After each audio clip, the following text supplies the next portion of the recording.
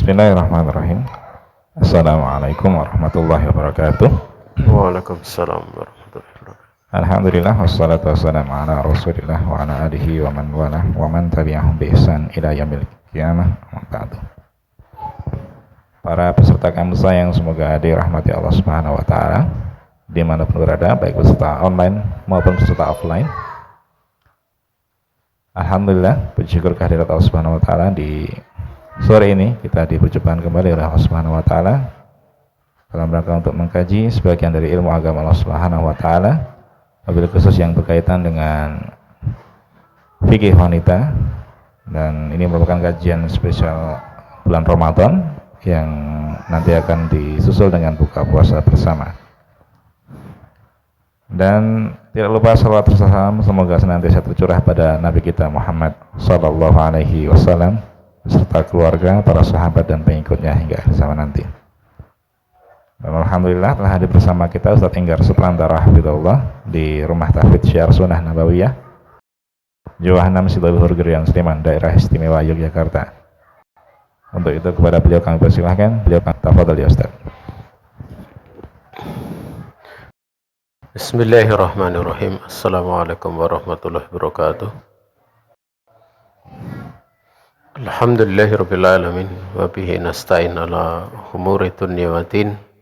Wassalatu wassalamu ala asrafil mursalin wa ala alihi wa sahbihi wa man walah wa man tabi'ahum bi ihsan ila yaumil qiyamah. Tak lupa diawali perjumpaan kita dengan kita memuji Allah Subhanahu wa taala, karena Allah Subhanahu wa taala telah memberikan kesempatan kepada kita untuk kita duduk di majelis ilmu dalam rangka untuk mengkaji sebagian dari ilmu agamanya Allah Subhanahu wa taala. Lebih-lebih saat ini kita berada di bulan Ramadan, di mana bulan Ramadan adalah bulan yang tuftahu fihi abwabus sama wa tughlaqu fihi abwabul jahim wa tughallu fihi maradatu syayatin. Bulan yang dibukakan padanya pintu-pintu langit, yang merupakan alamat bahwa al-amalu sholeh yas'udu ilallahi subhanahu wa ta'ala. Amal soleh akan naik menuju Allah Ta'ala, termasuk tanda dari kabulnya amal tersebut. Juga ditutup pintu-pintu neraka jahim, yang mana Allah Subhanahu wa taala banyak memberikan kemudahan di bulan Ramadan itu untuk kita mudah mengamalkan dari perintah-perintah Allah Subhanahu wa taala. Kemudian juga yang lainnya, setan yang sangat durhaka itu tugolu, dia dibelenggu. Ya. Ini tentu kemudahan yang diberikan oleh Allah Subhanahu wa taala. Sudah dimudahkan, pahalanya dilipatkan. Itu menunjukkan bahwa ini Allah Ta'ala banyak memberikan kemurahan kepada kita. Juga Nabi melanjutkan, ya, lillahi fihi lailatun khairun min alfi syahr. Di bulan Ramadan itu Allah Ta'ala mempunyai satu malam yang lebih baik dari 1000 bulan. Faman khurima khairaha faqad khurima. Orang siapa yang dia diharamkan untuk mendapatkan kebaikan malam tersebut, maka sungguh dia telah diharamkan dari mendapatkan kebaikan yang banyak. Naam. Kemudian salawat dan salam mudah-mudahan Allah Subhanahu wa taala senantiasa melimpahkan kepada junjungan kita Nabi besar Muhammad sallallahu alaihi wasallam, keluarga beliau, para sahabatnya, dan orang-orang yang mengikuti beliau dengan penuh kebaikan sampai akhir zaman. Pada pertemuan yang lalu kita sudah sampai pada pembahasan seputar masalah sholatul jama'ati linnisa, yaitu sholat jamaah untuk para wanita. Ya. Di mana sampai mana ya kemarin terakhir?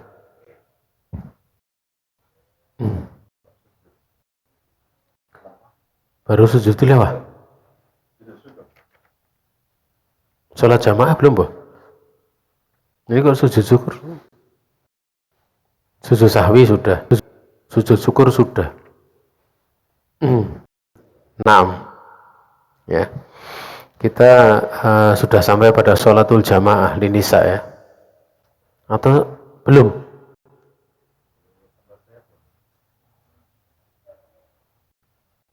Yang akhwat sampai mana, Juli? Pada poin berapa? Mauqifuha minhunna fi sholah. Ya, sampai situ. 1, 2, 3. Berarti mauqifuha minhunna fi sholah. Sekarang. Iya.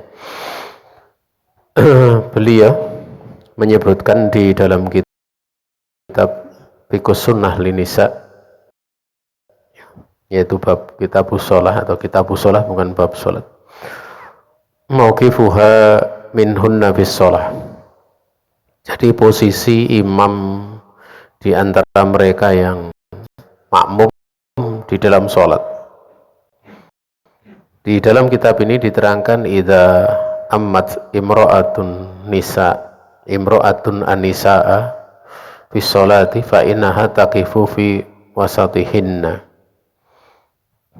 Apabila seorang wanita dia mengimami para wanita yang lainnya di dalam sholat, sesungguhnya dia berdiri di tengah-tengahnya, di antara mereka. Walisa amamahunna, dan bukanlah dia berada di depannya, hendak. Kama taqaddama min fi'li Aisyah wa Ummi Salamata radhiyallahu ta'ala anhuma wa huwa qawlu aksari salafi. Sebagaimana yang telah berlalu ya, dari tindakan atau perilaku Ibunda Aisyah dan Ibunda Ummu Salamah radhiyallahu ta'ala anhuma, dan ini adalah pendapat kebanyakan dari para salaf. Maksudnya para salaf adalah pendahulu kita. Dan kita tahu kita dalam beragama itu sifatnya adalah nukilan. Jadi kita akan mengambil dari yang sebelumnya, sehingga di situ ada sumbernya, ada masdarnya, sumber dari pemahaman yang dibawa oleh Nabiullah Muhammad alaihi salatu wassalam. Ya. Dahulu para sahabat ridwanullahi alaihim ajmain, di dalam beliau menyampaikan ilmu itu sekedar sebagai mubayyin, penjelas dari yang sudah ada. Jadi bukan sifatnya membuka ijtihad atau membuka pemahaman baru gitu, kecuali pada nas-nas yang berkonsekuensi seperti itu. Makanya ucapan para sahabat itu dia terangkat menjadi marfu', terangkat sampai Nabi kalau terpenuhi 3 syarat. Syarat yang pertama, tidak bertentangan dengan nas ucapan tersebut, ucapan sahabat. Yang kedua, bahwa tidak ada satupun sahabat yang menyelisih atau mengingkari. Dan yang terakhir, bahwa munculnya ucapan sahabat itu bukan dari ijtihad mereka, tapi sekedar menjelaskan yang sudah ada. Di nas yang sudah ada kemudian dijelaskan. Seperti itulah. Ya, agama itu beragama seperti itu. Ya. Ya. Makanya bagi kita ya, kalau kita membahas ya hendaknya pembahasan memang sudah dibahas oleh para ulama kemudian diterangkan. Jangan kemudian kita membuat sendiri ya. Tapi dikembalikan kepada para ulama kemudian dijelaskan maksudnya, tidak ada masalah seperti itu. Sehingga fungsinya penyambung saja dari perkataan para imam kita, para ulama kita. Nah, termasuk di sini kaitannya dengan soft salat wanita. Khairu sufufi nisa. Kemudian pada poin yang keempat, mana soft yang terbaik dari wanita? Diterangkan dalam kitab ini, idza kanatil mar'atu tusalli ma'an nisa ba'idatin wa munfaridatin an jama'atir rijal fa innahu yaf'ulus yafdulu as-saful awwal falladhi ba'dahu liqaulihi alaihi salatu wassalam innallaha wa malaikatahu yusalluna 'alas sufufil ula amma idza kunna yusallina khalfar rijal fa khairu suhufihinna akhiruha wa syarruha awwaluha kama sayati fi maudhi'ihi. Apabila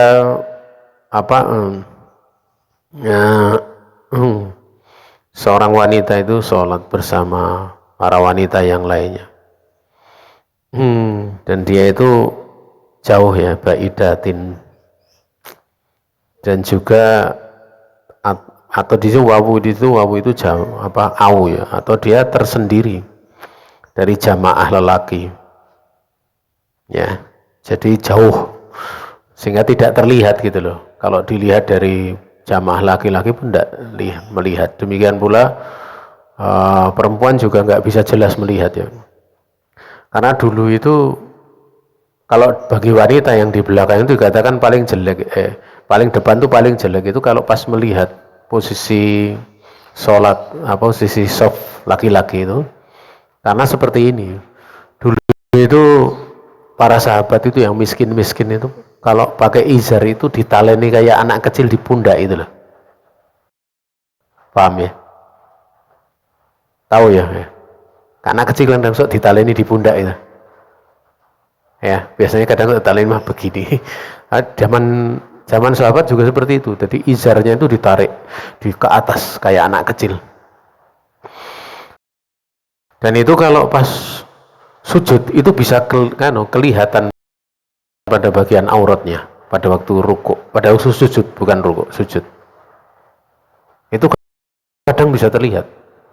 Makanya Nabi melarang para wanita itu untuk kalau bangun dari sujud itu dilarang langsung begitu, tapi ditunggu sampai imam atau sampai lelaki itu duduk yastawi, sampai duduknya lurus ya. Karena pernah ada satu anak umur 7 tahun ya, atau 6 tahun diterangkan, itu dia sering talaki rukban. Jadi kalau ada rombongan kafilah dari Madinah, dia itu nemui, kemudian rombongan kafilah itu ditanya, tadi belajar sama Rasulullah apa saja gitu. Oh, saya belajar ini. Kemudian anak kecil ini mengatakan, saya ingin belajar gitu dari rombongan itu.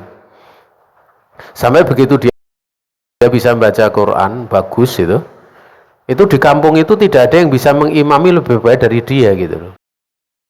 Sehingga kadang dia ngimami siapa? Bukan ngimami lelaki, tapi kadang ngimami perempuan semua. Anak masih umur 6 tahun, 7 tahun gitu loh. Ya. Akhirnya suatu saat sama rombongan itu kan kadang sok lewat. Kenapa kamu perintah itu untuk ngimami sholat?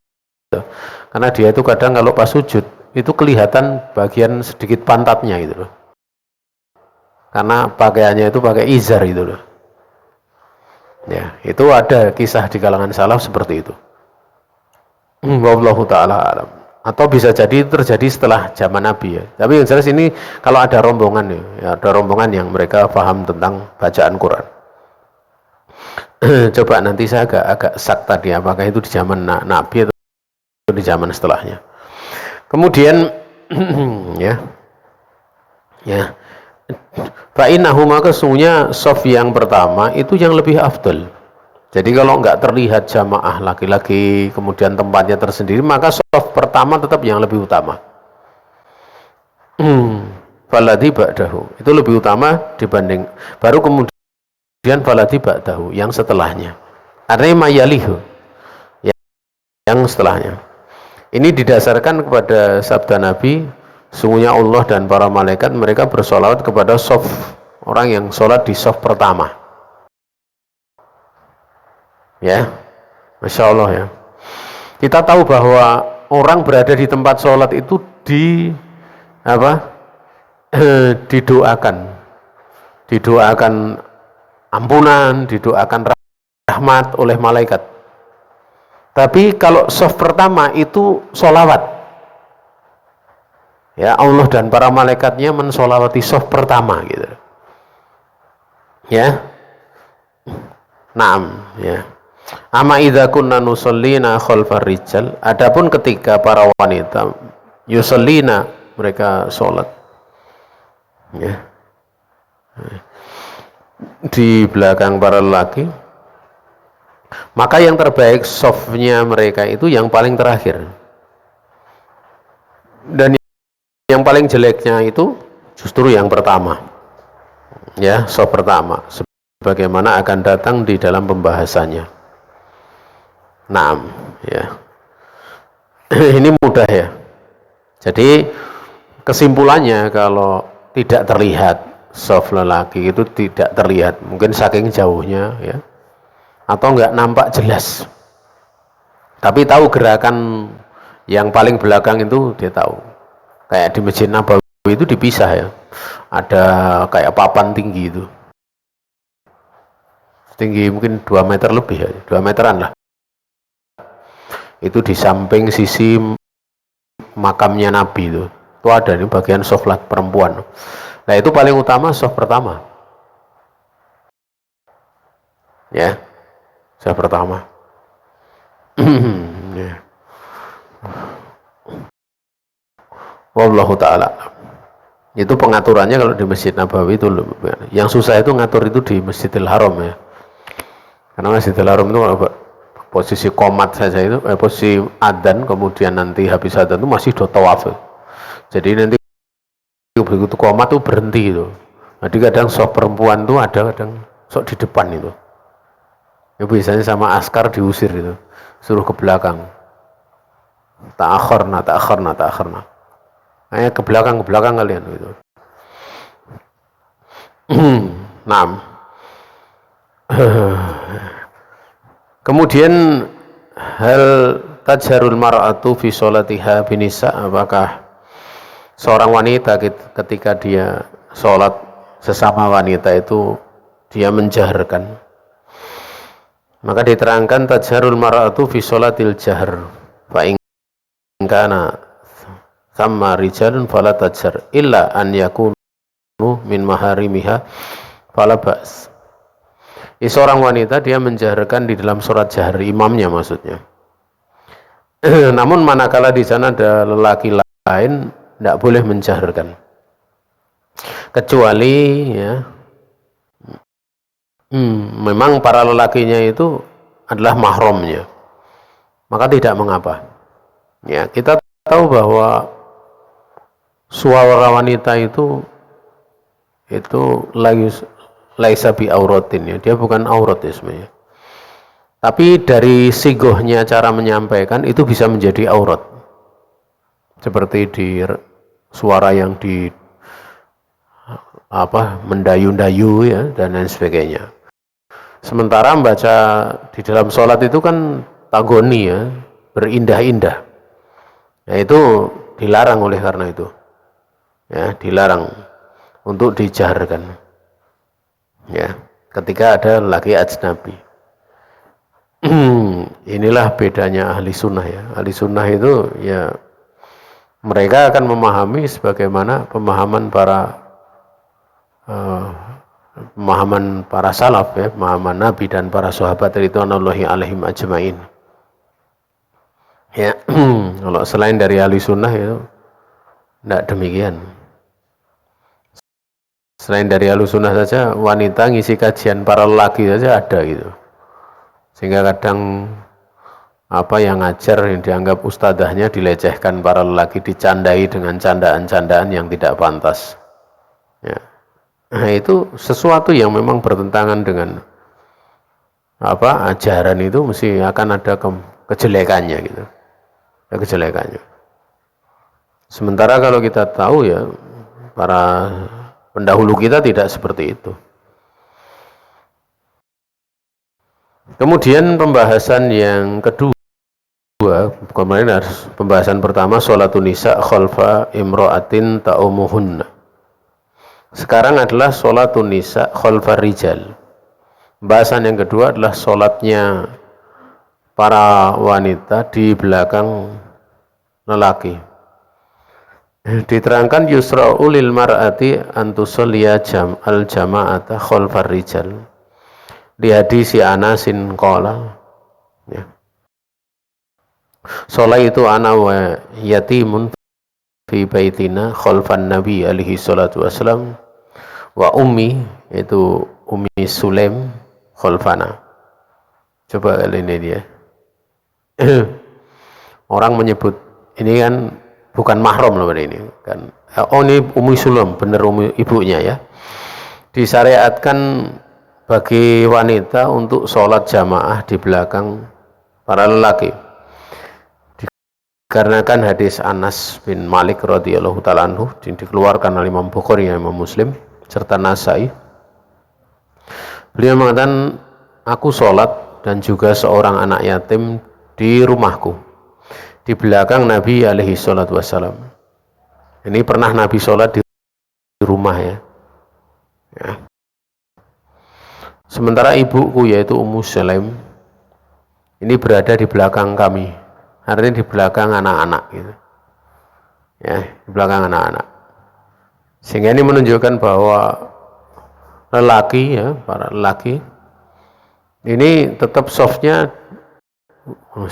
itu tetap berada di depan para wanita. Ya. Ya. Depan para wanita.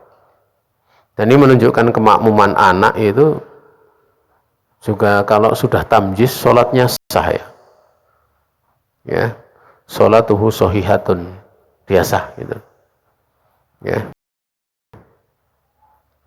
Juga wali hadis Ummi Salamah qalat kana Rasulullah sallallahu alaihi wasallam idza sallama qama an-nisa'u hina yaqdi taslimahu wa yamkusu fi maqamihi yasiran. Ini kalau di sini tidak ada lafadz lanjutnya titik-titik, tapi sebenarnya dia qabla an yakum gitu. Dalam kitab redaksinya itu ada lafadz qabla an yakum. Juga didasarkan kepada hadis Ummu Salamah, dia berkata Rasulullah Shallallahu Alaihi Wasallam ketika beliau sudah salam, maka manusia itu, maksudnya para wanita ini kemudian dia bangkit, ya, maksudnya bangkit untuk berdiri ketika Nabi alaihi salatu wasallam sudah menunaikan atau menyelesaikan salamnya. Maksudnya apa? Para wanita itu dulu kalau ba'da sholat, terutama sholat subuh ya, itu begitu Nabi selesai kok dinanti sebentar saja, itu tidak ada taklim ya. Karena Nabi itu biasanya ba'da subuh menyampaikan ya, tadi malam turun ayat ini ayat itu gitu, sampaikan ini ba'da subuh. Jadi kalau tidak ada ya langsung berdiri mereka, para wanita berdiri, kemudian nanti sholatnya, kemudian dzikirnya di rumah nanti ya. Sementara kalau Nabi tinggal di tempatnya itu yasiron ya, dalam waktu yang sebentar sebelum beliau bangkit,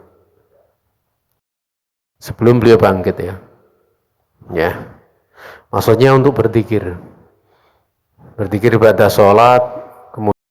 Kemudian setelah itu biasanya beliau akan berzikir dengan 3 zikir pagi petang, itu langsung beliau pulang ke rumah. Subhanallah wa bihamdihi adada khalqihi wa ridho nafsihi wa zinata arsi wa midada kalimatih. Biasanya beliau akan bangkit dan pulang ya. Tetapi perkara ini adalah amru amrun wasiun. Perkara ini perkara yang luas. Kenapa? Karena Nabi dalam riwayat yang lain itu beliau bersabda, man sholal godata jamaatan. Barang siapa yang sholat di waktu pagi yaitu subuh jamaatan. Tsumma qa'ada yadkurullaha ta'ala hatta tatlu asyamsu. Tsumma yusalli raq'ataini ka ajri hajjatin wa umrotin tamatan. Ya, barang siapa yang dia sholat subuh berjamaah, setelah sholat subuh selesai dia duduk di tempatnya, ya, kemudian duduk di tempatnya itu untuk mengingat Allah sampai matahari terbit. Diterangkan oleh para ulama, matahari terbit itu di saat awal duha, sampai awal duha, sebagaimana diterangkan Ibnu Hajar dan yang lainnya, ya. Kemudian dia sholat 2 rakaat, yaitu duha awal, ya. Maka seolah-olah pahalanya dia mendapatkan pahala haji dan umroh sempurna dan sempurna. Menyebutkan sempurna dan sempurna. Ya. Dan mengingat Allahnya itu ya bisa sendirian maupun jamaah. Makanya kalau sendirian ya dia duduk berzikir, dzikir pagi petang, kemudian banyak, kalau sudah selesai dia teruskan banyak doa, banyak dzikir, tidak ada masalah. Atau dia duduk untuk menuntut ilmu, duduk di majelis ilmu. Ya, majelis ilmu. Saya punya majelis itu dulu ada beberapa ya, ada yang sebulan sekali, ada yang 2 bulan sekali ya, ba'da subuh. Tapi ada yang sepekan sekali. Itu ba'da subuh. Suatu saat kami pindah ba'da maghrib. Itu jamaahnya protes itu. Kenapa protes? Ya karena kesempatan untuk bisa mendapatkan pahala haji umroh sepekan sekali itu menjadi terlewat itu. Jadi terlewat. Ya. Intinya itu mereka minta ya walaupun hanya sepekan sekali paling tidak kami bisa mendapatkan pahala haji dan umroh gitu. Sempurna dan sempurna. Ya. Dan yang amalkan seperti ini sangat sedikit orangnya. Dulu kalau waktu saya belum kenal sunnah itu saya masih ingat di antara guru saya itu ada yang kadang-kadang ngamalkan ini di waktu libur, karena beliau kerja nanti jam 7 itu kan kerja biasanya hari Sabtu, hari Senin sampai Jumat beliau langsung, atau Senin sampai Jumat itu biasanya beliau langsung pulang. Tapi kalau Sabtu Ahad itu beliau berzikir sampai matahari terang, sampai nanti sholat 2 rakaat baru pulang. Ini sebagian guru saya. Tapi ada pula guru saya yang setelah kenal sunnah itu nggak pernah ninggalkan. Saya lihat, tidaklah setelah saya sholat subuh, kemudian setelah itu ada dars dari guru saya yang lain, itu dars pelajaran, entah pelajaran, kadang pelajaran bulughul maram kadang, atau kadang pelajaran mustalah hadis ya mustalah hadis. Kecuali pasti beliau itu ada di sisi kanan masjid, duduk di situ. Kan ba'da subuh itu biasanya ada 2 pelajaran atau 3 pelajaran dari guru kami. Tapi biasanya sampai terang, itu benar terang. Ya. Itu nanti ada salah satu guru saya itu duduk di pojok kanan masjid. Itu nggak pulang kecuali kalau sudah suruk dan sholat 2 rakaat. Walaupun beliau kadang pulang jam 2 malam kalau pas ngisi daurah di luar kota, itu beliau duduk di situ. Kalau pas nggak ngajar, tapi kalau pas beliau ngajar gitu, beliau ngajar nanti habis ngajar langsung sholat. Ya, selama saya belajar, kalau beliau nggak keluar kota, tindakannya seperti itu. Ya, kalau enggak salah, saya ingat hanya 1-2 kali saja beliau pulang ke rumah. Mungkin mau buang air, saya juga nggak tahu, hanya 1-2 kali selama saya mendapati. Dan itu contoh yang bagus. Contoh yang bagus. Ya, kita itu mesti yakin dengan amal ya.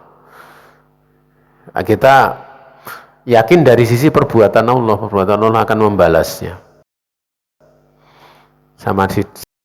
Sementara dari kita sebagai hamba, kita itu berharap untuk diterima, kan gitu. Ya, makanya berbagai macam kemudahan itu akan didapat manakala seorang dia beramal istiqomah. Ya. Nah, makanya kalau misalnya ada yang kemarin sempat tanya tentang masalah hutang piutang, amalkan aja Allah makfini bihalalikan haramika wa aghni fadlika man siwak. Waktu-waktu mustajab berdoa kan banyak, ada antara adzan dan iqamat gitu.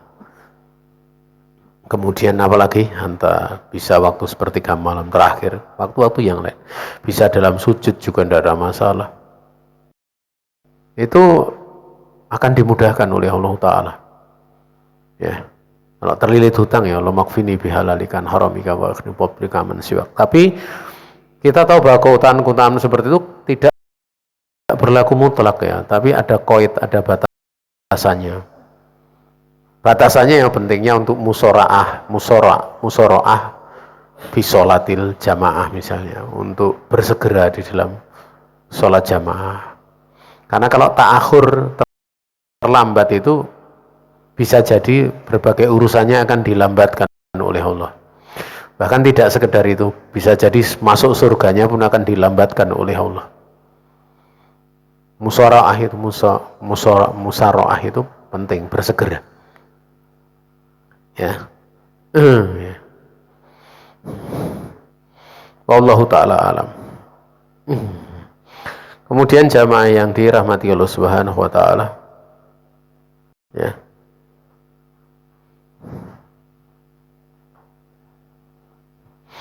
yustafadu min hadainil haditsaini wa ghairihima amroni.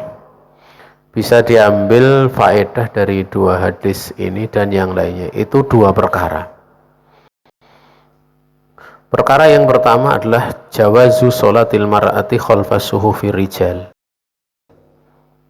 Bolehnya sholat wanita di belakang safnya para lelaki.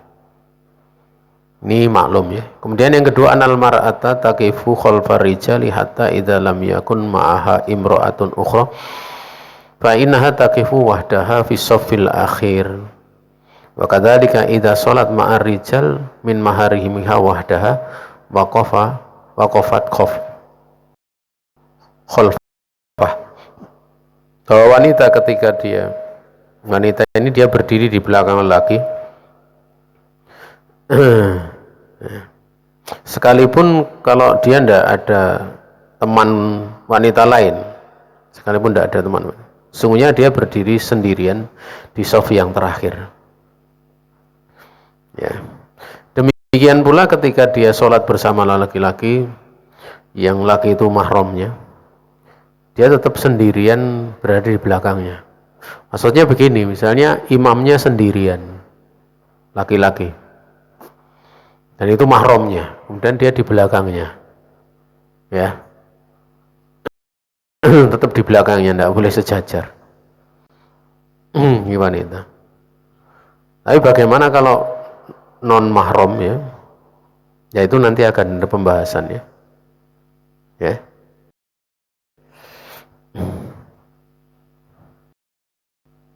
Nah, bahwa kalau sholatnya seorang wanita di belakang, satu orang wanita di belakang lelaki yang bukan mahramnya, itu la yajuz ya. Kenapa? Bihukmil khalwah. Dia berada pada kedudukan khalwat. Ya, berada pada kedudukan khalwat. Waqad qala Ibnu Mas'udin radhiyallahu taala anhu, kana rijali wa nisa kana rijalu wa nisa fi bani Israil yusalluna jami'an fakanatil mar'atu laha al-khalilu talbisu. Apa setelah talbisu itu apa? Apa? Al-qalibin ya. Ya. Qalibin. Tatulu bihima. Tapi qalibain itu. Qalibain. Tatulu bihima li khaliliha fa ulqi alaihinna al-haidu fa kana ibnu Mas'ud yaqul akhiruhunna haitsu akharahunna Allahu. Berkata Abdullah bin Mas'ud, keberadaan di masa Bani Israel ya, itu lelaki dan perempuan tuh kalau sholat itu bareng ya, jamaah, jadi softnya itu jadi satu, tidak di belakang wanita. Ya. Maka keberadaan wanita di masa itu kalau lahal khalil ya, dia punya kekasih, pasangan atau semisalnya, itu dia akan memakai qalibaini ya, semacam kayak sandal itu, yang dia yatulu bihima, dia akan bertinggi-tinggi dengannya ya, supaya nampak tinggi, egrang supaya nampak tinggi ya. Li khaliliha, di hadapan kekasihnya. Arti itu diterangkan di dalam hadis lain, ya tasarrafna biha atau bihima bina laiha. Mereka itu merasa tinggi, tasarruf, mengangkat diri, tarafuk ya, dengan sandal yang tinggi itu di hadapan para lelaki, karena softnya bareng sejajar gitu loh ya. Nah, maka ulqiya alaihin, maka dilemparkan kepada mereka oleh Allah itu haid. Sebelumnya nggak kena haid, kena haid ya. Seperti itu.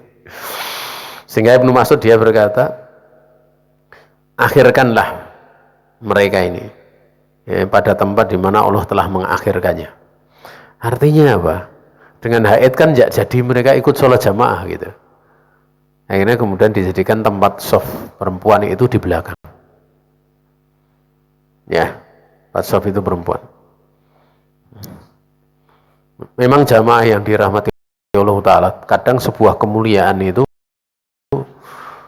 kalau nggak disadari bisa mendatangkan bahaya gitu. Makanya sengaja diterang oleh Syekh Shalih Al-Fauzan ya, kenapa para sahabat itu dulu mengalami perang Uhud ya, sesuatu yang mereka alami ya.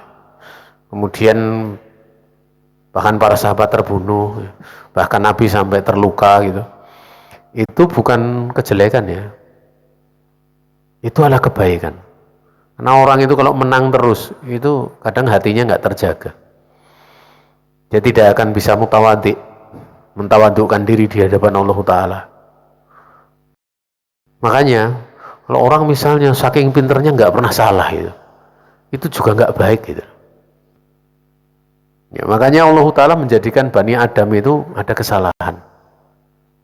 Kulu Bani Adam khotta'un, banyak salahnya, atau setiap Bani Adam itu mereka berbuat salah ya. Padahal kita tahu Nabi Adam itu ya, atau kita anak Adam itu kalau dibandingkan malaikat tidak ada apa-apanya. Malaikat itu nggak pernah maksiat itu, nggak pernah maksiat ya. Tapi kenapa Allah memerintahkan usjudu li Adama, sujudlah kalian kepada Adam. Ini kan kemuliaan, dan kemuliaan itu dikarenakan apa tuh sebenarnya? Nabi Adam itu kan junior, dia tidak senior. Karena malaikat dicipta lebih dulu, iblis sudah ada lebih dulu gitu, datang belakangan, kemudian mereka diminta untuk sujud ya, karena punya ilmu. Tapi ilmu itu sendiri jangan kemudian berdiri sendiri ya, karena ilmu itu kalau pengangkatan derajat tanpa kemudian disertai tawadu itu bisa menjerumuskan diri pada kebinasaan. Makanya Syekh Muhammad Jamil Zainur rahimahullah ta'ala, beliau mengatakan Sering beliau mengatakan at-tawaddu al-ilmiyu, tawaddu yang sifatnya ilmu. Artinya ilmu itu tidak semata-mata ilmu, tapi memang ilmu itu kelaziman di dalamnya tersifati dengan sifat tawaddu gitu. Ya. Makanya kalau kita lihat para ulama itu dari bentuk mutawadiknya mereka itu ya, tawaduknya mereka itu ya Masya Allah ya. Ya, mereka badal di dalam menyampaikan ilmu ya. Sehingga para ulama kita itu walaupun sakit-sakit itu tetap ngajar gitu loh. Coba kalau ahli dunia, punya kedudukan tinggi ahli dunia, jemput ya Alphard gitu, mintanya itu gitu. Nanti harus pakai apa? Yang tulit itu polisi itu kawalan kayak gitu kan gitu. Nah, pakai gitu. Ya. Tapi kalau ahli ilmu enggak seperti itu, kadang enggak dihormati pun enggak apa-apa gitu, enggak dimuliakan pun enggak apa-apa, karena cukup Allah yang memuliakannya kan gitu. Tapi dia punya kasih sayang kepada makhluk luar biasa. Dan ini tidak dipunyai kecuali oleh para orang-orang yang berilmu. Dan orang-orang berilmu itu kalau kenal makhluk itu memang karena ilmu menuntut untuk kenal makhluk gitu. Kan sebenarnya kalau orang berilmu dia kenal Allah itu kan lebih nikmat dibandingkan kenal makhluk gitu. Tapi orang berilmu itu diperintah oleh Allah untuk kenal makhluk. Nah, di sana ada orang yang belum dapat hidayah, kamu beri petunjuk, kamu nasihati. Oh, di sana ada orang yang mau bertanya tentang ilmu agama, pengen kamu ngajar, seperti itu. Ilmunya itu akan membimbing seperti itu, ya. Memang itu seperti itu. Ketulusan, ya, ketulusan. Makanya kalau nanti misalnya udah jadi pengajar, jadi ustadz itu, ya jangan minta dilayani itu, ya. Bahkan praktek dari guru-guru saya itu Masya Allah, saya lihat sendiri itu. Guru saya itu datang ke Jogja nyopir pakai mobil, nyopir sendiri sama keluarganya. Kemudian kita jemput di hotel, jemput itu mau saya bukakan pintu mobilnya gitu. Jadi kita jemput pakai mobil, kemudian saya bukakan pakai pintu mobil yang sebelah. Itu beliau muter lewat sana, gitu. Nggak mau gitu masuk situ, Masya Allah, gitu. Ya. Berulang kali saya mau membawakan tasnya beliau, karena tolak terus gitu. Sampai saya penasaran kenapa gitu. Ternyata beliau pernah menyampaikan beliau ketemu gurunya di Saudi itu sudah pakai tongkat itu mau sholat jamaah itu kan mau dituntun, enggak mau gitu. Guru sayanya itu enggak mau gitu. Mau sholat jamaah itu. Ya. Nah, tapi ya kadang kalau ngamalkan seperti itu tuh nggak apa itu ya, kadang berat ya. Ya. Karena saya punya murid itu kalau saya nggak bisa nolak kalau dia seperti itu. Yang kemarin datang ke sini itu yang dari Nigeria itu. Ya, kemarin sempat ke sini. Namanya Bashir. Itu kalau tak tolak malah nanti eret-eretan gitu. Jadi mesti apa entah kitab entah apa duret-duret begini gitu. Waduh, jadi malah Masya Allah itu. Jadi kalau sama beliau saya udahlah daripada rebutan gitu. Itu enggak ya kalau beliau. Jadi dia mau niru guru saya enggak bisa kalau sama beliau. Karena emang orangnya suka melayani itu. Masya Allah beliau dari sana belajar di UII S2 kemudian dipeseni sama bapaknya suruh ngaji sunnah gitu. Di Indonesia itu ada. Masya Allah peristiwanya masuk di satu kajian itu. Ternyata tahlilan. Saya masuk itu. Suatu saat dia karena hafalannya banyak itu dikira kajian ahli sunnah, masuk lagi suruh mimpin yasinan. Dia sedih-sedih. Akhirnya dia lapor sama bapaknya. Ini saya udah cari nggak ketemu gitu. Sampai suatu saat alhamdulillah ketemu di tempat kita gitu. Tapi pas bukan kajian saya, ada ustadz lain ngisi itu, langsung dites, ditanya hal atau kurang lebihnya ainallah gitu, tanya-tanya gitu, ustadznya ditesi gitu dan diterangkan gitu, wah ini ahli sunnah gitu langsung ada. Habis itu kemudian ngaji sama saya yang kedua, itu sama juga, saya juga tanya tentang masalah ars, ya, istawa fil ars, macam-macam gitu. Tapi dalam posisi dia udah yakin gitu loh, ya, dia yakin. Nah, ya, ya. Ya, kabar gembira kalau dia sudah nemui kajian itu, kemudian ngomong dengan kami, ya, saya pengen ke rumah Bapak Ustadz gitu. Pengen ke rumah Bapak Ustadz ya. Ya, kemudian di video itu kan dikirim sama bapaknya. Ini saya udah nemu. Intinya pakai bahasa Arab itu kemudian dikirim ya. Kemudian Ustadz silahkan takalam, tapi pakai bahasa Indonesia ya, jangan pakai bahasa Arab ya. Supaya nanti bapak saya kan, orang tua saya bisa, nanti saya terjemahkan pakai bahasa Arab. Itu Masya Allah, itu ya apa, kita seneng lihat seperti itu. Ya, ya kadang itu tidak bisa apa istilahnya, dipraktekkan secara mutlak kadang. Nah, jadi ilmu itu membimbing kita itu untuk punya kasih sayang ya. Ya, kasih sayang. Allahu ta'ala a'lam. Bahkan dari praktek guru kami, salah satu guru saya itu, beliau itu kalau membawa oleh-oleh santri, nah, habis daurah itu misalnya beliau membawa oleh-oleh mesti enak-enak gitu. Tapi kalau anak istrinya itu biasa-biasa makanannya, itu sampai kita tahu gitu loh. Kenapa ya? Karena keluarganya cerita ke kami. Ada yang cerita. Itu sampai Masya Allah gitu. Beliau senang sekali nyenengkan santri itu, suka sekali gitu. Di antara murid-murid beliau itu ada yang diajar dari kecil ya, sampai hafal Quran, kemudian mau berangkat ke Timur Tengah itu beliau antarkan sampai bandara. Nanti kalau pas terdengar pulang, beliau akan nyambut itu. Ya, akan disambut. Ya, itulah cara memuliakan para penuntut ilmu ya, sampai seperti itu. Itu ilmu itu membimbing seperti itu gitu. Nah, kalau kita lihat praktek seperti, kita seneng gitu loh. Ya, menjadi ringan gitu, enggak menjadi susah gitu. Ya, jadi susah. Wallahu ta'ala alam. Ini maghribnya jam berapa? 50. Oh ya, sampai sini aja, kalau ada nanti pertanyaan kami persilahkan ya. Baik, kami mengucapkan jazakallahu khairan kepada Ustadz Enggar atas materi yang telah disampaikan.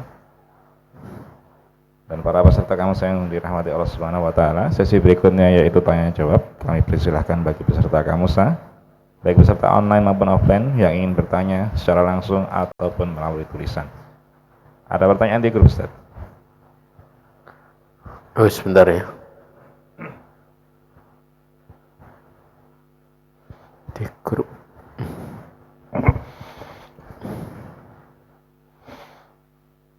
Bolehkah mengerjakan sholat tarawih dengan dijeda? Misalnya kita mengerjakan sudah sholat isya 6 rakaat, kemudian dilanjutkan 5 rakaat pada waktu sepertiga malam.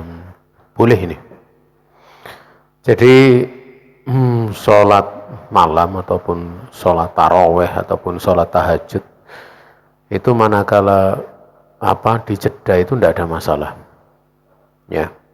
Karena waktu sholat malam itu berawal ya, awalnya itu dari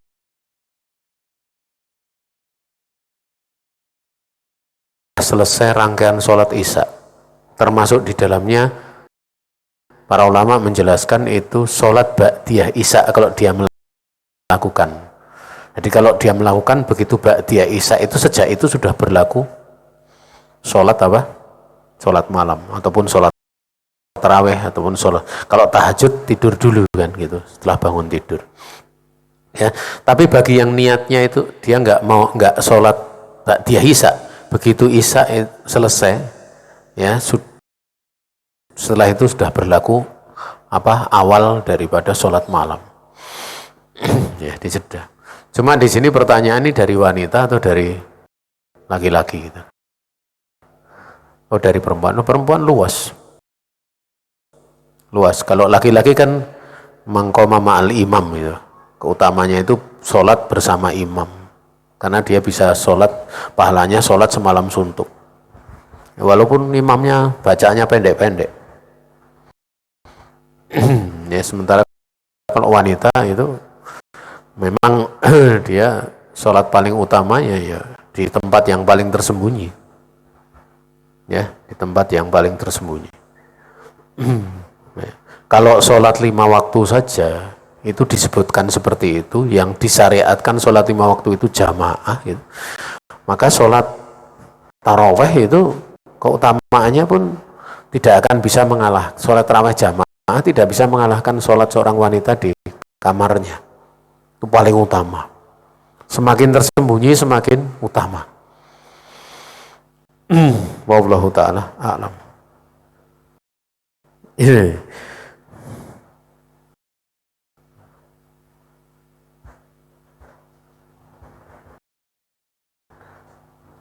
Ada yang lainnya? Silakan bagi peserta lain, peserta online maupun offline, bagi yang ingin bertanya. Masih ada waktu sambil kita menunggu waktu berbuka puasa. Tafadhol jika ada.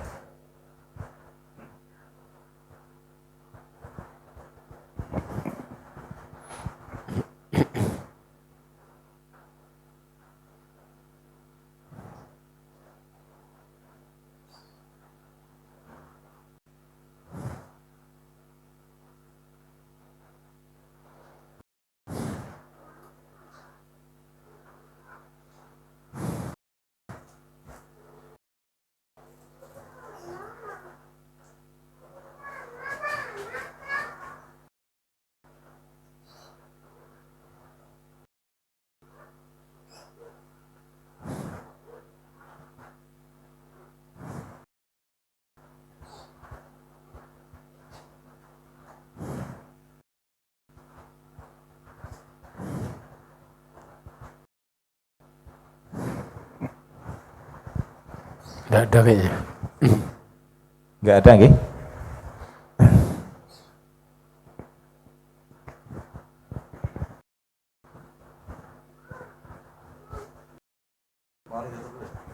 No? Tutup aja. Baik, jika tidak ada pertanyaan, langsung kita menuju ke sesi berikutnya. Sebelumnya kami ucapkan jazakallahu khairan kepada Ustaz Enggal, demikian pula kepada saudari penanya, sehingga kita bisa mendapatkan faedah tambahan pada taklim di sore hari ini. Dan para peserta kami sayang, semoga dirahmati Allah Subhanahu wa taala. Kita menuju ke sesi berikutnya, yaitu penutupan. Sebelum ditutup, saya selaku pembawa acara, demikian pula mewakili rekan-rekan panitia yang bertugas, memohon maaf apabila terdapat banyak kekurangan dalam penyelenggaraan taklim di sore hari ini. Kita memohon taufik kepada Allah Subhanahu wa taala agar kita dapat mengamalkan apa yang sudah kita pelajari. Kita akhiri taklim di sore hari ini dengan doa kafaratul majelis. Subhanakallahumma wa bihamdik, asyhadu an la ilaha illa anta, astaghfiruka wa atubu ilaik. Wassalamualaikum warahmatullahi wabarakatuh.